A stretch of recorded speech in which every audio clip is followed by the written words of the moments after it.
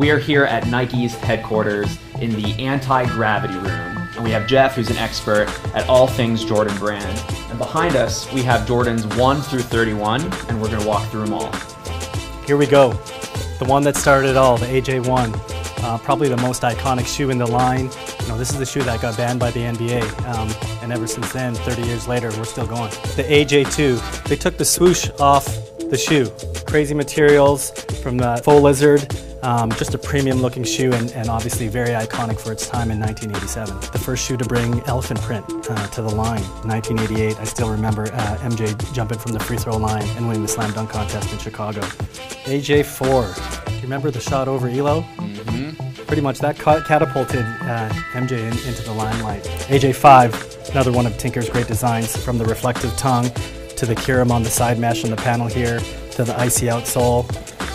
Jumpman, nothing more iconic than that. Air Jordan 6, MJ wore this when he won his first title. The black infrared colorway was way ahead of its time. Air Jordan 7, inspired by Afro Pop, Tinker Hatfield designed. MJ wore this in the gold medal game in the Olympics. AJ8, MJ goes back to back to back, 3 titles in a row. He wore this before his first retirement. The Velcro straps really locked you in. And again, this is the first Jordan that had straps. AJ9, some great commercials with this shoe. Obviously MJ was in retirement, he was playing baseball back in the day, but Johnny Kilroy comes to mind when I think of the AJ9.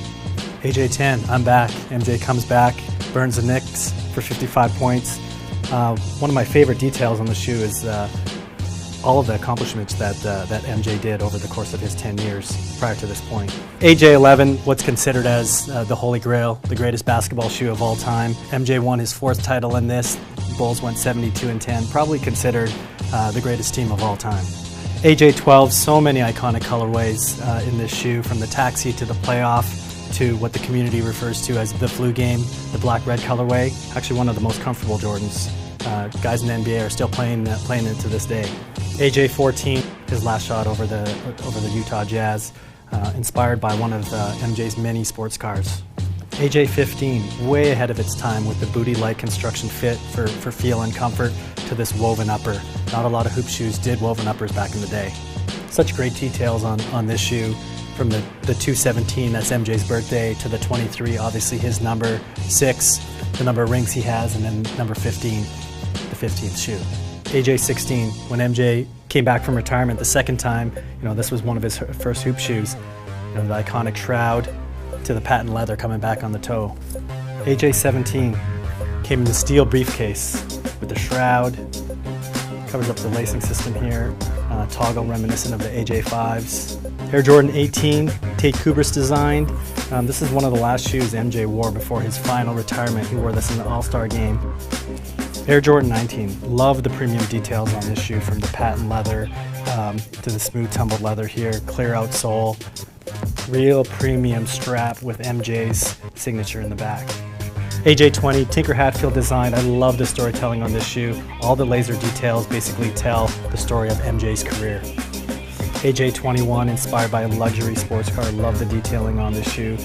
Love the hidden detail here where you could hide your laces. AJ22, obviously Jordan has been known for their toggles, lace toggles. Reminds me a little bit of the AJ2.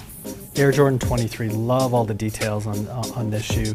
MJ's fingerprint on the inside of the tongue, his signature on the toe, to these DNA-like strands here, really telling the story of being authentically Jordan. Here's the 2009, MJ's 24th shoe. This time we went to the year instead of the number. This is really inspired by fencing, which in fencing, when you turn your defense into offense. Another hidden detail here on this jewel piece with MJ Jumpman logo. 2010, Michael's 25th shoe. Tinker Hatfield came back to design this one. The see-through circle on the lateral of the shoe is really inspired by MJ's ability to see through his opponents. AJ26, otherwise known as the 2011, a ton of technology in this shoe. The interchangeable midsoles were key.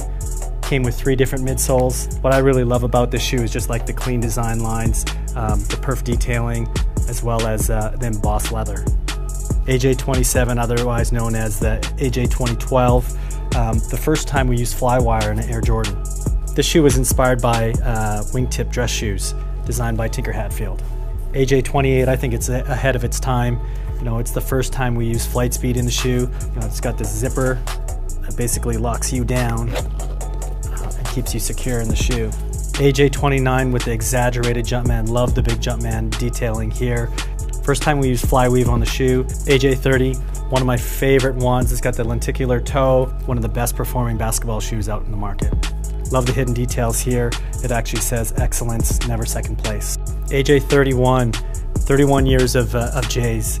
This is inspired by the AJ1. Obviously the band colorway here in the red and black. Tons of details in this shoe, from flight speed, really low to the ground. I love how we brought the swoosh back. You know, the swoosh and the Jumpman at the same time. It's the first time it's ever been done. You know, some of the other iconic detailing around the shoe is the Wings logo, obviously reminiscent from the AJ1, and then the detail on the bottom of the shoe that's been banned.